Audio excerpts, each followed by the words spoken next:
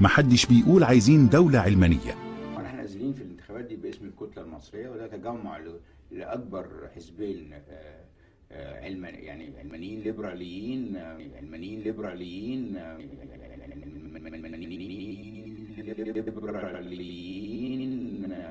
مع الدولة المدنية. محدش بيقول عايزين دولة علمانية.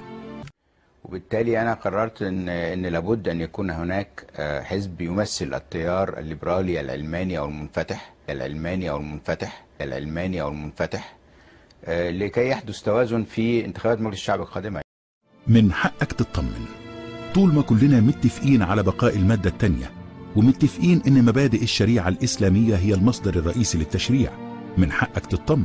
الاصل في الموضوع هو الغاء الماده الثانيه من الدستور. فازاي الدوله تبقى اسلاميه يعني؟ فازاي الدوله تبقى اسلاميه يعني؟ واني ما المقصود بدوله؟ دين الدوله الرسمي هو الاسلام. يعني ايه هنا ما المقصود بالاسلام؟ فالموضوع مفيش حاجه اسمها الدوله يبقى لها دين، مفيش حاجه اسمها الدوله يبقى لها دين. لو احنا بصدد فصل الدين عن السياسه، لو احنا بصدد ده لابد ان احنا نلغي الماده الثانيه من الدستور. من حقك تعرف الحقيقه ان الكتله المصريه مفيش بقاء الماده الثانيه للدستور.